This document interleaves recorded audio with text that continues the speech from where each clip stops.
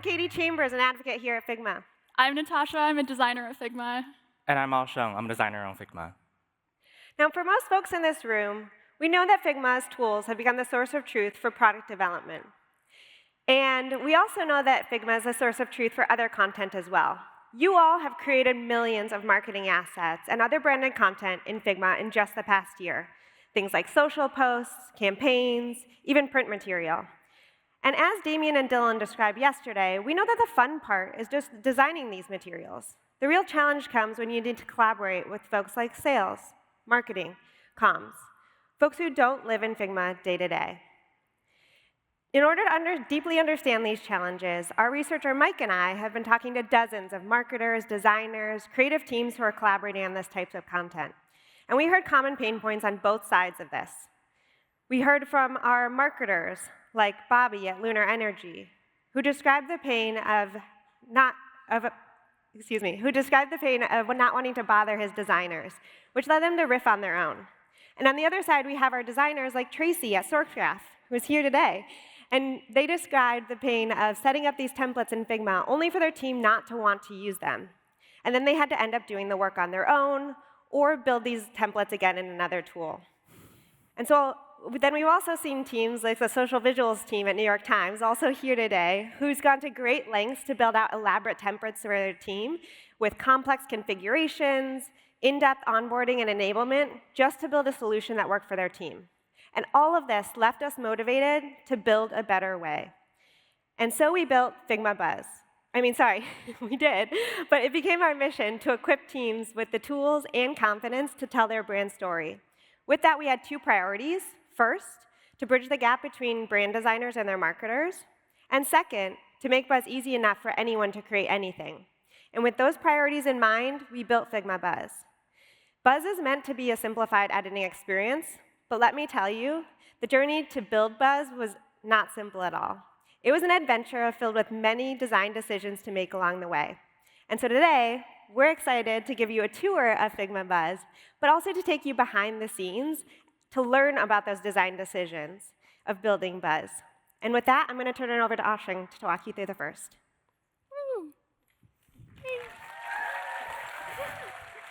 Thank you, Kaitie, and thank you, everyone. So starting from the first priority, we want to bridge the gap and help brand and marketing teams work hand in hand.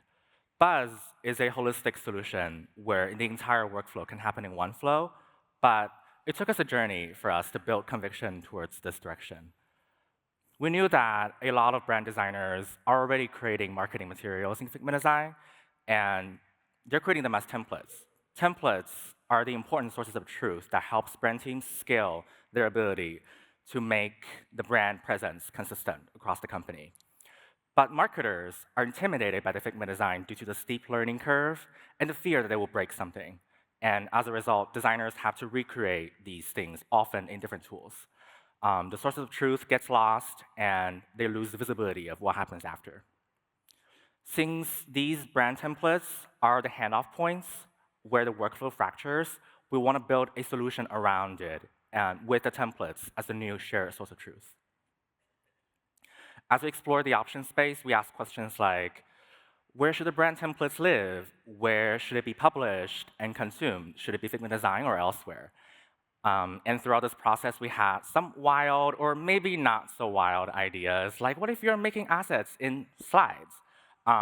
This sounded interesting, but we felt that ultimately, slides and Buzz are optimized for different kinds of storytelling. Slides is about storytelling for alignment, and Buzz is about storytelling for promotion of your brand. And so the tools that you need for marketing assets production is, at the end of the day, different. So we decided that the best way to meet the needs of marketers is to build a tool dedicated for them. As for brand marketers, we know that co-creation is more powerful than silo workflows, and if brand designers are able to create and publish templates in Buzz, they'll be able to work alongside the marketing teams in context of how their output is used. We also knew that if we were to introduce a new tool into brand designers' workflow, interoperability will be important. So we made sure that getting started in Buzz is as easy as copy and pasting from Figma Design. so that you don't have to redo your work. And there's also design mode in Buzz, so that designers get the tools that they know and love. I'll let Kaitie show you how it looks like. So as Aosheng described, we wanted to make it easy to start from where you're already designing, which is Figma Design. And so it's as easy as copying and pasting here. So I can copy here, or Command-C to copy what I have here, and simply paste it into Buzz. And just like that, you have all of your designs ready for your teammates to start using. And if you wanted to fine-tune that, you can leverage design mode, as Aosheng described down here in the bottom, in order to see your full properties panel and make changes. If you wanted to change things like the layer names in order to correspond to the field names that you set up in your Buzz templates, you can configure all of that using design mode by having your layers panel right here, in addition to locking layers that you don't want your collaborators to be able to edit. Once you've refined all of those details and you're ready to make this available for your collaborators to use, you can come up to the Share button here and simply click this Publish Template option. Then you're able to make it available to your team or everyone in your organization. And with that, I'm going to pass it back to Natasha to talk about how your marketers can then leverage these to make on-branded content. Nice. Cool.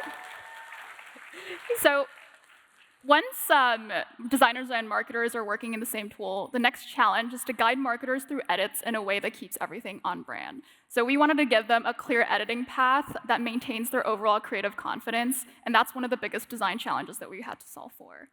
A good place to start, honestly, is by watching how marketers edit assets today. Maybe they're swapping images or headlines in an email or social ads, or they're doing like seasonal refreshes for spring visuals to summer to fall. And often they're trying to manage these across so many different asset types and different channels.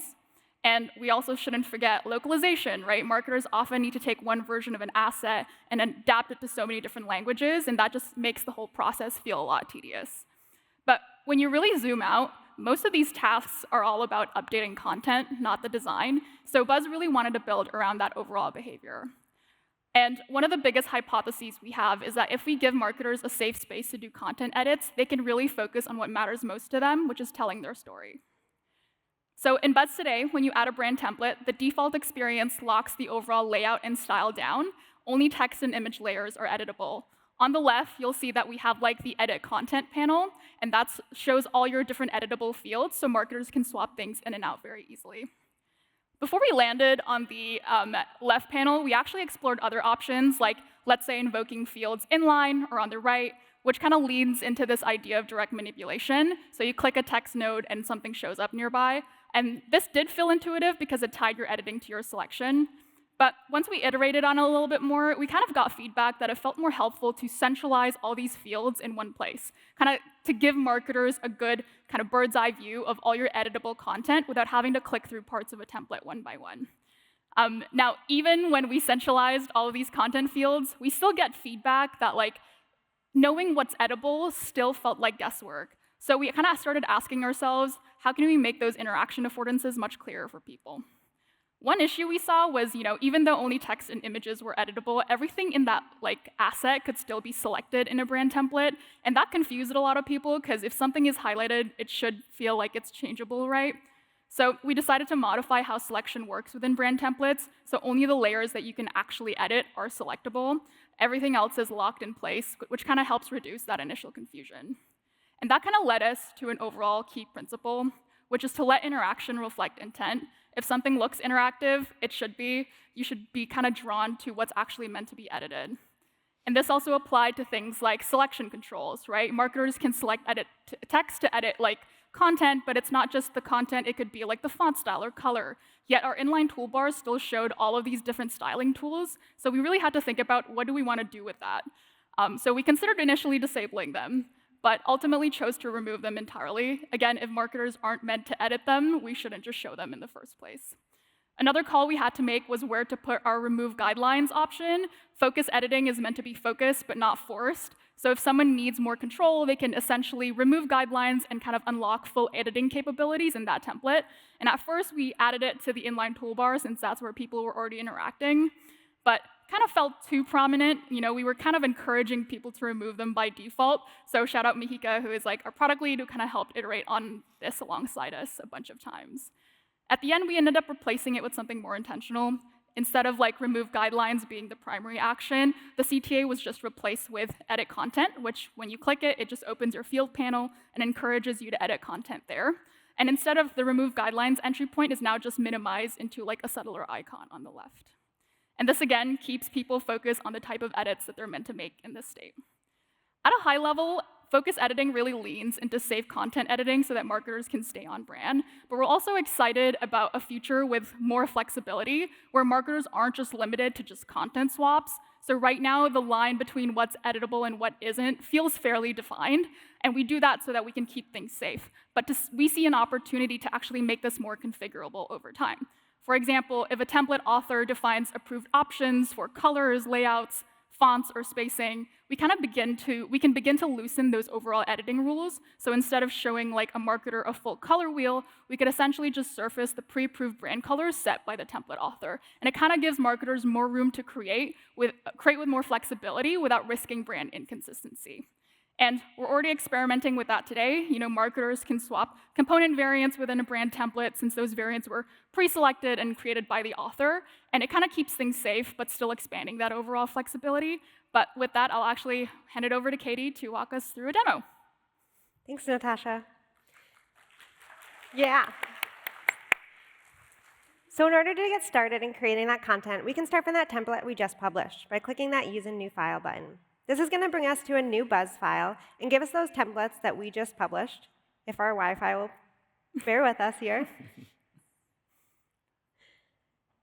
And it really is easy as just using those layouts that we just configured. So you saw all the different groups of content that we had in that template, and all of those are available here. So I can select one of these and start creating. And we'll see all of those small decisions and details that Natasha just described come to life here. So you can see things like us selecting and able to select the content that's editable.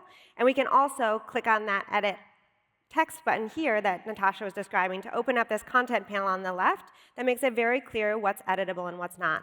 So here, if instead of whale watching, we're doing otter watching, one of my favorites at Monterey Bay. Maybe this is somewhere else. And we can also swap out our images very easily here. And you can see, but we can't move the layout, so we don't, as a marketer, I don't have to worry about messing up the design.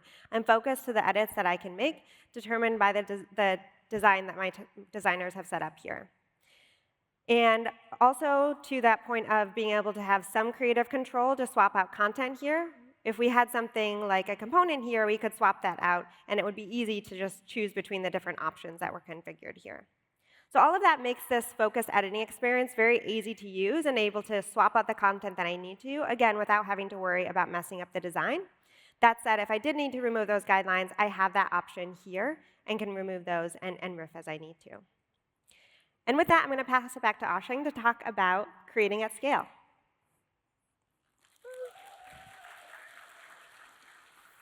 So cute.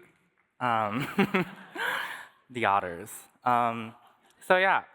We have made one asset about the otters, but that's only the beginning. Today, a typical marketing campaign involves a large quantity of assets across channels, regions, and different audience segments. We wanted to help marketers scale their work with this same amount of speed and maintain the quality bar from the brand. So we consider two dimensions of scaling. First, there's scaling design variations, like when your social media post includes multiple pages, or if you are posting across different platforms. We want to give marketers a bird's eye view of their entire campaign. So we brought the grid view to Buzz, where you can zoom out and see the assets of different dimensions side by side. You can also use rows to organize your file. Before we landed here, we originally considered applying more constraints to the canvas, like if it always sorted for you in a certain way. But the deliverables and structures of each campaign can vary, so we decided to start with a more flexible approach where the marketers can rearrange the assets in ways that fits the most with their campaign. We also built some new features from the grid view in slides, and it took a bit more than copy and pasting the code over. I want to share this hilarious bug in grid view. Hilarious to me. Nightmare for Jesse, one of our engineers. Basically, you can rotate the top level frame and the grid would just look crazy. So shout out to you, Jesse, the grid queen, and the rest of the engineering team for figuring out all the edge cases for us.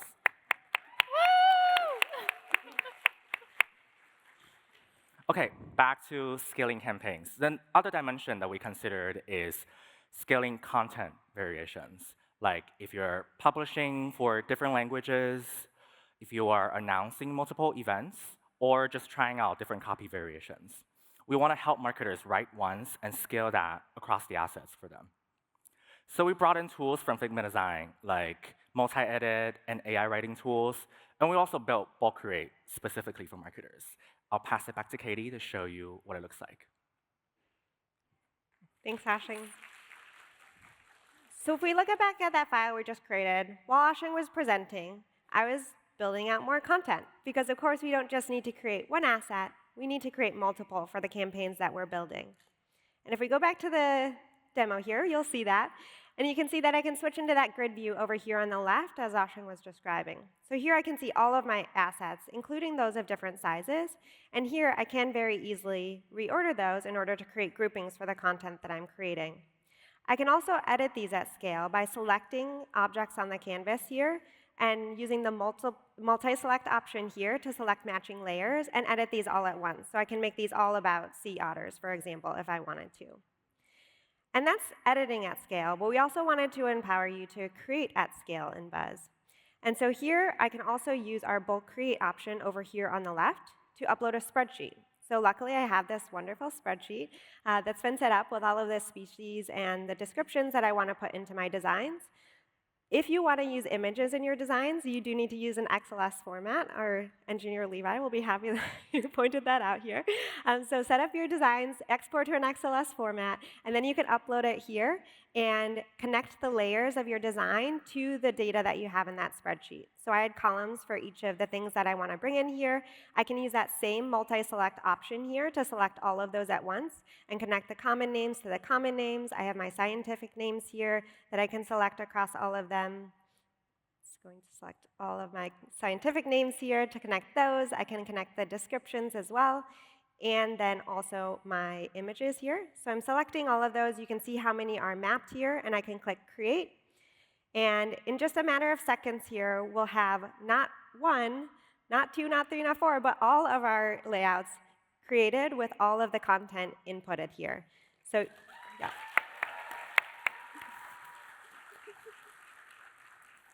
And once they're on the canvas, we can edit them as well in here. So I could rewrite any of these if I needed to, simply by clicking in. I can also use things like AI to translate these or rewrite them in any way that we need to. So these are some of the tools that you can use to bulk create. They're very powerful, and we can't wait to see what you create with them. But with that, I'll pass it back to Natasha to talk about creation made easy. Amazing. Bulk create's my favorite. It's so good. Cool. When you're building a new product like Buzz, you kind of have to think about what sets it apart, things like bulk create, right? But also, how do we define that core experience that everyone will get to use? Yes, we really care about staying on brand, but for some people, the first time using Buzz might just be to start without a brand template, to start from scratch. So it's really important for us to think about what is a strong design foundation so that we can help anyone create anything from the ground up. And it starts with looking at the tools at the heart of the product. Most of you are probably familiar with this layout in Figma Design today. You have pages and layers on the left, the tool belt at the bottom, and properties panel on the right. But for a lot of marketers, the properties panel can be quite overwhelming. It's not always clear for them where to find simple controls, and it's kind of hard to understand what everything does at a glance. So overall, we had a hunch that within Buzz, we had to rethink this a little bit more, and dare I say, we had to redesign it, potentially, which is always a scary undertaking. Many of the Figma design editors know the properties panel. There's a lot of really invisible things to consider. So we had to bring out the big guns alongside our other designer, Jacob. We actually ran a design sprint back in January just to explore how to make Buzz more approachable for marketers. And we kind of brought in some teammates from the Foundations team, too, just to, again, understand potential pitfalls and how we might evolve our overall visual language UI3 to better support these use cases. And from there, we kind of explored a couple different directions. The first was simply just to move like secondary controls out of the properties panel and into their own inline toolbar. Another one was like a version where we moved every single property into the inline toolbar, and as you can see, it's very icon heavy and long. One way we considered handling the length was just by showing the most common properties up front and then potentially expanding into everything else in the full properties panel again. Another idea was, again, to move properties into an inline toolbar, but group some of the properties into their own overflow panels. For example, grouping things like border and shadow into their own effects group. But as a team, we kind of felt like it was important to commit to one surface. Having both a toolbar and a properties panel felt like we were kind of like solving part of the problem, and it kind of split the experience a little bit more and made things a little bit more confusing. So we wanted to keep editing centralized in one place, not two. And we liked the inline toolbar form factor because it allowed us to have like that clean default state and only showed controls when it's needed. But it kind of raised the question, how are we going to centralize all of these properties in a form factor where naturally the real estate is like very limited? So to figure this out, we actually audited like a full list of all the available properties in Figma Design today, started prioritizing which ones we felt like mattered the most for marketing use cases, and we also created a framework for gradually revealing controls and adding hierarchy into the inline toolbar itself so that it could stay lightweight by default, but expand when needed. And the hierarchy kind of allowed the toolbar to kind of behave like a staircase. It's like easy to take that first step, but it can take you much further if you need to, if you know where to go. And the most essential controls should always be visible up front, but as you play with it more, it can go deeper and deeper and deeper. So for example, we introduced submenus for each properties to hold more detailed controls. Take fill, instead of showing everything up front, clicking it kind of shows you a dedicated space with the more useful color options to start, and from there you can go further, whether it's clicking into the color wheel or expanding to view more color choices. And we kind of expanded these submenus to so many other properties, so things like the font picker, outline controls, text alignment, image cropping. And we kind of felt like this gave us a good starting system for users so that they don't feel overwhelmed. And as they grow more confident, they can kind of reveal more advanced controls as needed. And not to mention, when we actually did the initial audit, we had to revisit a couple of properties that we felt were not sufficiently communicated with icons for marketers specifically. So things like component swapping or multi-editing text, it kind of felt too ambiguous to just use an icon. So we had to think about a system that considers icons and labels so that this feels more familiar to someone less familiar with Figma. So instead of starting marketers in the full properties panel, they now get a more focused inline toolbar for their specific use case in Buzz. And I want to quickly talk about templates. Since Buzz is a design tool built for marketers, we kind of knew the template experience. We had to get that right. Early on, we actually partnered with the brand team and design business company just to create bespoke templates across a range of use cases from print to advertising. And this, again, covered asset types, right, from Instagram posts to Google leaderboard ads. We started including these in our initial template picker, which really helped internally visualize the kinds of use cases Buzz could support. But we got some feedback. For example, Brendan, our VP of product, for example, mentioned that our existing picker didn't really let the quality of and craft of our templates shine. So part of that was because we were cropping them into square aspect ratio thumbnails, and it ended up flattening a lot of those details. But we ended up deciding just to make them full bleed. This gave templates room to breathe and kind of feel like truer representations of the actual asset types people are going to be creating. And from there, we also decided to iterate on our category and navigation. Felt like we were hiding these core use cases, and it needed to be showcased more intentionally. And lastly, even to improve discovery and browsing, we thought it might be better to move away from a 4-column layout to a 3-column masonry grid. And this way, kind of let templates of different shapes and sizes feel like they make the grid come alive and feel more inviting and editorial. And I think after all the iteration, I think Brendan was very happy. So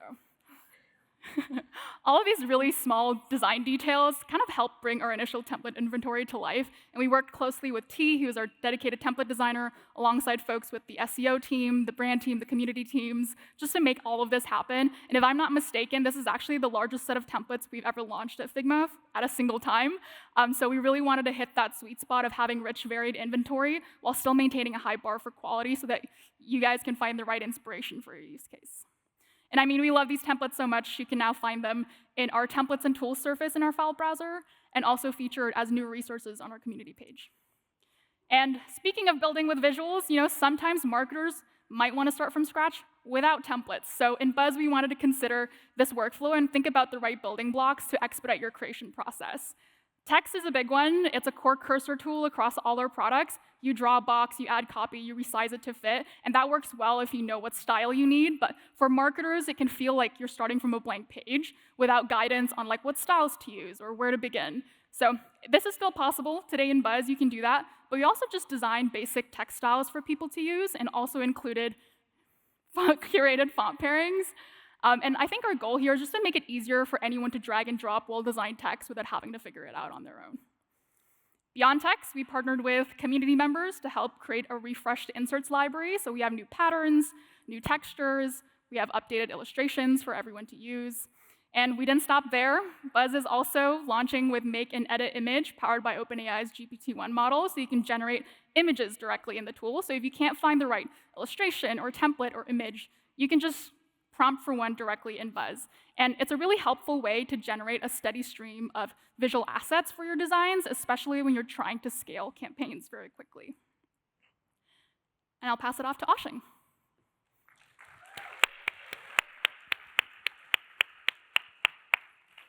So as we're adding more visual blocks into Buzz, we also realized that it is time to evolve Buzz's overall information architecture. Early on, Buzz had the inserts in the bottom toolbar. The toolbar is meant to get out of your way and free up more canvas space, but we're worried that putting it there actually makes it less discoverable for marketers. We also realized that to help marketers build their assets visually, they would need a more grounded insert surface so that you can take your time to browse through the options. Dylan also pointed out the need for us to shorten the time to value so that when you open Buzz for the first time, it is immediately clear what you can do with it. So we explored a wide range of form factors for the inserts alongside the properties editing. Together, they set the foundation for Buzz's IA. Eventually, we created a new, more prominent location for inserts. We call it the left navigation bar. We hope this will make it easier for you to get started in Buzz, whether you are building from a template or starting from scratch. You can find the font combinations, the entry point to make image with GPT Image 1, and the resources from design libraries and Figma community, all within Buzz. We also brought content editing tools to the top level, like the Edit Content panel and Bulk Create to optimize for marketers' workflow.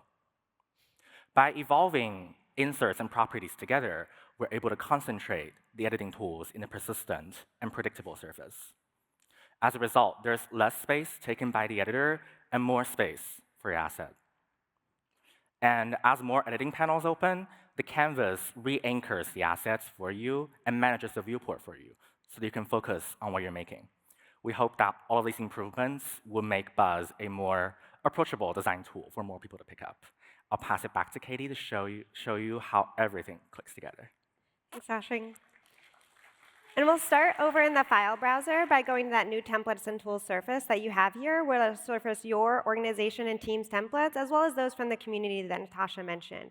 Here we can dig in and see hundreds of Buzz templates available for you. You can also find these in your files over on the templates tab here, and all of these out-of-the-box templates. So let's imagine that I want to create a thank you card for Aosheng and Natasha, of course. I can come in here and browse the templates available and add one here. And then once it's on the canvas, it's as easy as just clicking in and starting to edit the content that's available there. So I can zoom in here. Maybe I'll go to this asset mode to make it easy. And then I can start editing this. So I'm going to say this is the best config talk ever for Aosheng and Natasha. If I can type. Live demos, right? Nasha, and from, yeah, OK, I'm spelling right. From Kaitie. And then I can also do I can use the tools in this navigation bar on the left, the ones that Natasha described, the text inserts, and also, as Aosheng just mentioned, we have our libraries here. So I can pull in brand elements, and I can see those and add those here. We also have what we were describing earlier of the components, where you can swap between different branding elements here, and so I can make this a little bit more branded. In the interest of time, I'm just going to make one more small tweak to change out the colors here to show you those kind of pop-out panels. So maybe I want these blues to match the blue in my component. I can grab both of those, and you'll see if I pop out this menu here, this is that menu that Natasha was describing. So I can select to make that just a little bit match better. And there you go. I have my card. Maybe I want this background to be better, more buzzy. So I'm going to quickly swap that too. And here we go. We have a better design for Aosheng and Natasha. She didn't tell us she was going to do that. Amazing. So cute. OK, wonderful. Well, now that we have that, that all comes together to describe the inline toolbar, the navigation bar, and that simplified editing experience. So with that, we want to wrap up. And we're hoping all of this comes together to kind of realize those priorities that we had of bridging the gap between brand designers and marketers and making Buzz easy enough for anyone to create. And while we're excited to get Buzz in your hands today, we are still building towards these priorities every day. And this is only the beginning for Figma Buzz. Before we wrap up here today, though, we wanted to pull out a few quick takeaways that we learned that informed these design decisions. And so the first one is designing with your customers. We built an early alpha customer program with some amazing customers, many of whom are here today. And we worked with them to validate our initial product vision, to home in on the right problems to solve, to work through which features to launch, and then refine the fine details along the way. And this proved to be critical for balancing out the internal opinions and ensuring that we were set to solve the right problems that our core audience cared about most. I want to take a quick moment to thank all the alpha customers who gave their time and energy to participate in the building of Buzz. Let's hear from them. And we're so excited to see what these customers have been building with Buzz already, like the team at O3, who is using Buzz to promote their upcoming 1682 conference. This gets us buzzing. And we can't wait to build with all of you as you try out Figma Buzz as well. Cool. I have a couple things to share. When we were building Buzz, we had a lot of early concepts and prototypes that didn't move forward right away. For example, we explored this version of the IA back in November, and it felt too ambitious for an MVP, so we kind of set it aside. And then months later, after hearing feedback from our alpha customers about wanting a simpler editor and better insert discovery, we brought it back. And it actually became what we're launching with, what we launched with yesterday. So I think a takeaway for us was to, sometimes good ideas just need time to mature. And even if it doesn't land right away, it might be exactly what's needed later on. So don't feel discouraged or throw any of your explorations away. And one call out is obviously to find your cheerleaders. One of the most important parts of building Buzz is having people who give you consistent feedback.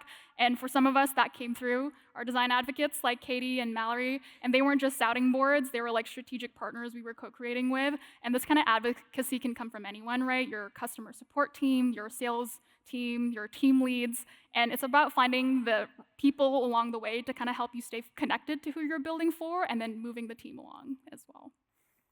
Another learning we had is that real prototypes are one of the best ways to reframe the problems and build alignment. Especially when working and dogfooding a 0-to-1 product of this scale, you're going to get a lot of feedback.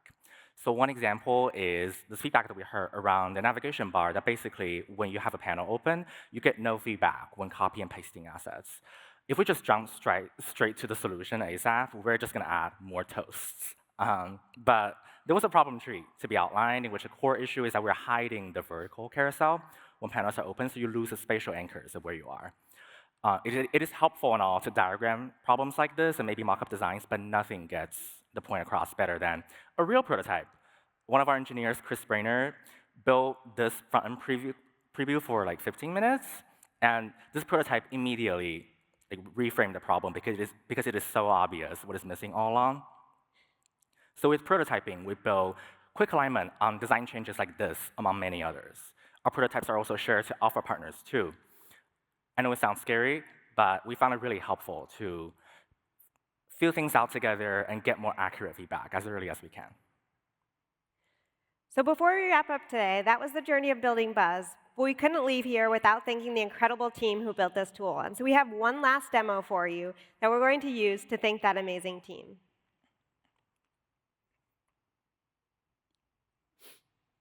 So I just want to give a massive, massive shout out to the Buzz team, which includes an incredible group of designers, engineers, marketers, PMs, UX writers, product education, researchers, and I feel like I'm missing a lot more people, including data scientists. Yes. Please, a round of applause. Thank you. Thank you all. Thank you all so much. And so Figma Buzz, this team sprinted to make Figma Buzz available for you all as of yesterday. It's available and free for all customers while it's in beta. Please try it out if you haven't already. Later, Buzz will be available in both the full seat, the dev seat, and the new content seat, which is coming soon. As you start using Buzz, give us your feedback. We are just getting started, and we have lots more to come in the coming months. Thank you all so much for buzzing over here today.